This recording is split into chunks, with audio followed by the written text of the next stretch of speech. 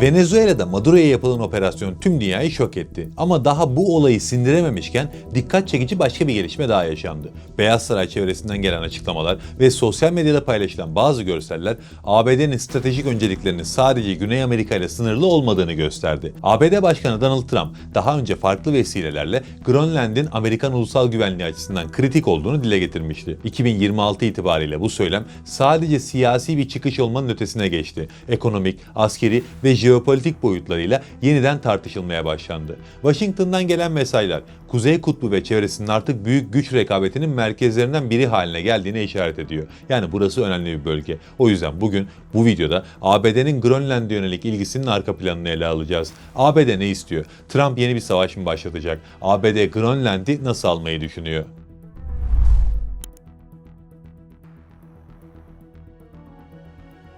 Öncelikle Grönland'den kısaca bir bahsetsek iyi olur çünkü genel olarak uzak olduğumuz bir coğrafya. Bugün yaşanan tartışmaların merkezinde Grönland'in statüsü var. ABD'de bazı çevreler Danimarka'nın ada üzerindeki egemenliğinin tartışmalı olduğunu öne sürüyor. Ama elbette durum pek de öyle değil. Uluslararası hukuk bu konuda büyük ölçüde net. Grönland'in Danimarka'ya bağlılığı 19. yüzyılın başına kadar uzanıyor. 1814 yılında imzalanan Kiel Anlaşması'yla Danimarka Norveç'i İsveç'e devretti. Ama yine aynı anlaşmada Norveç'e bağlı deniz aşırı topraklar olan Grönland, İzlanda ve Faroe Adaları Danimarka egemenliği altında bırakıldı. Bu düzenleme sonraki yıllarda uluslararası alanda da geçerliliğini korudu.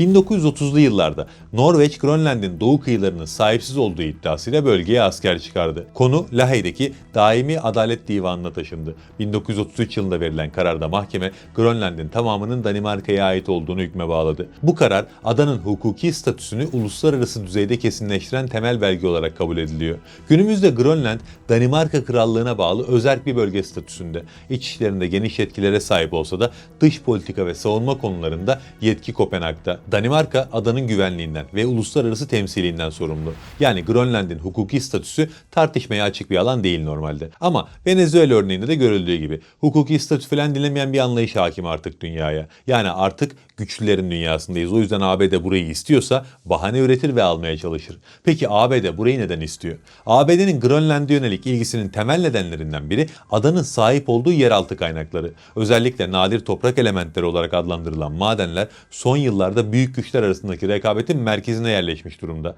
Bu elementler savaş uçaklarından füze sistemlerine, elektrikli araç bataryalarından akıllı telefonlara kadar çok geniş bir alanda kullanılıyor. Ve burada kritik bir bilgi vereyim. Küresel nadir toprak üretiminin büyük bölümü Çin'in kontrolünde. ABD ise bu konuda çok zayıf ve Çin karşısında çaresiz. İşte bugün konumuz olan Grönland bu noktada öne çıkan bölgelerden biri. Adanın güney kesimlerinde potansiyeli yüksek rezervler var. Bu sahalar Çin ve Türkiye dışındaki en büyük işlenmemiş nadir toprak rezervleri arasında gösteriliyor. Ama burada önemli bir ayrıntı var. Söz konusu sahalarda geçmişte Çinli şirketlerin ortaklık girişimleri de oldu ve Grönland yerel yönetimi çevresel gerekçelerle özellikle uranyum içeren projelere sınırlamalar getirdi. Yani bu bölge Çin'in de radarında. ABD ise zaten bağımlı olduğu Çin'in bu konuda daha da güçlenmesini istemiyor. ABD yönetiminin yaklaşımı net. Bu bağımlılığı kırmak. Grönland'deki rezervler Amerika için yalnızca ekonomik bir fırsat değil, uzun vadeli teknolojik ve askeri bağımsızlık meselesi olarak da görülüyor. Yani bu mesele madencilik yatırımı değil, milli güvenlik meselesi onlar için. Grönland'in stratejik önemini arttıran ikinci başlık adanın askeri ve coğrafi konumu. Kuzey Kutbu özellikle son yıllarda ABD, Rusya ve Çin arasında giderek yoğunlaşan bir güvenlik rekabetinin merkezlerinden biri haline geldi. Askeri planlamalarda Rusya veya Çin kaynaklı olası balistik füze tehditlerinin Kuzey Amerika'ya ulaşırken izleyebileceği en kısa rota Kuzey Kutbu üzerinden geçiyor. Bu nedenle Grönland, ABD'nin erken uyarı ve füze savunma sistemleri açısından kilit bir noktada. Adanın kuzeybatısındaki uzay üssü bu hattın en önemli unsurlarından biri. Üst bölgesinde bulunan uzun menzilli radar sistemleri kıtalar arası balistik füzelerin fırlatılmasını erken aşamada tespit etmek ve bu bilgiyi ABD savunma sistemlerine aktarmakla görevli. Bu sistemler Amerika'nın nükleer caydırıcılık mimarisinin temel parçaları arasında. Yani Grönland üzerindeki kontrol yalnızca askeri bir tercih değil,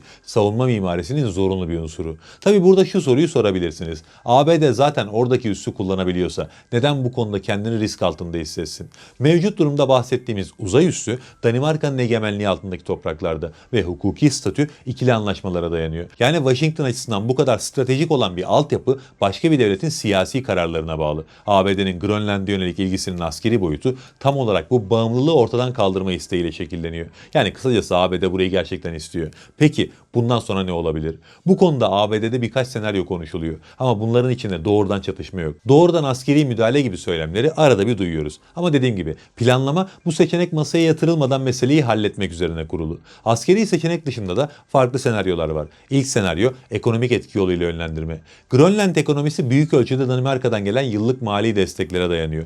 Bu destek adanın kamu harcamalarının önemli bir bölümünü oluşturuyor.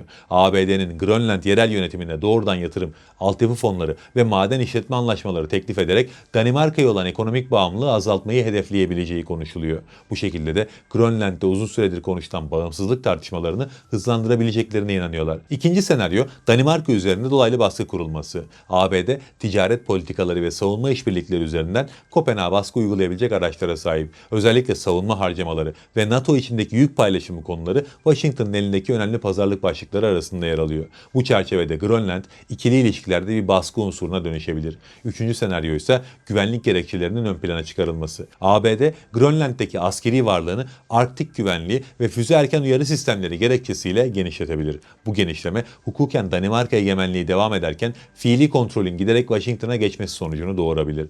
Bu model askeri işgal görüntüsü vermeden egemenlik alanını genişletmenin en düşük maliyetli yolu. Bu senaryoların odak noktası sürecin ani değil, kademeli olarak ilerlemesi. Yani Washington'ın hedefi kısa vadeli bir krizden ziyade uzun vadeli bir nüfuz alanı oluşturmak. Peki böyle bir olayın gerçekleşmesi mümkün mü? Grönland'in ABD tarafından fiilen kontrol altına alınabileceği iddiası güçlü argümanlara dayanıyor. Ama önünde ciddi engeller de var. Bunların başında NATO içi dengeler geliyor. Danimarka askeri olarak zayıf olsa bile siyasi olarak yalnız değil. Böyle bir baskı süreci yalnızca Kopenhag değil, NATO'nun bütünlüğünü de tartışmaya açabilir. Bir diğer önemli faktör de Grönland'in yerel siyasi yapısı. Ada halkı bağımsızlık fikrine sıcak baksa da Amerikan etkisinin açık biçimde artması yerel siyasette ters tepebilir. Meseleye hukuki açıdan bakarsak da ABD'nin bu süreci açık zorlamayla ilerletmesi sadece Danimarka'yı değil Avrupa Birliği'nde doğrudan karşısına alması anlamına gelir. Bu da Washington'ın aynı anda hem Çin'le hem Rusya'yla hem de Avrupa ile kriz yaşaması demektir. Normalde Avrupa'yı ciddiye almazlar ama bugünkü gergin dünyada bu durum farklılık gösterebilir. Yani kısacası tam ilhak ya da fiili egemenlik yerine Grönland'in savunma, maden ve altyapı alanlarında ABD'ye daha bağımlı hale gelmesi istenebilir.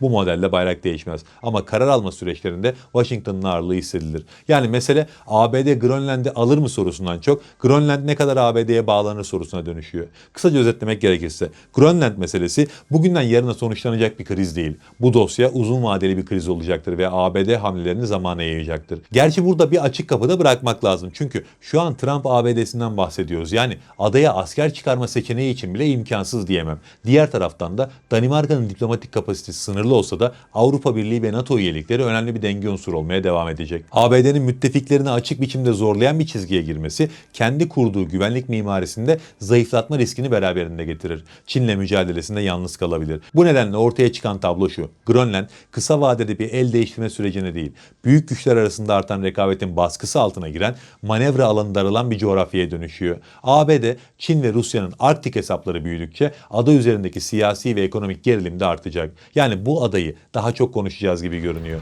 Allah'a emanet olun.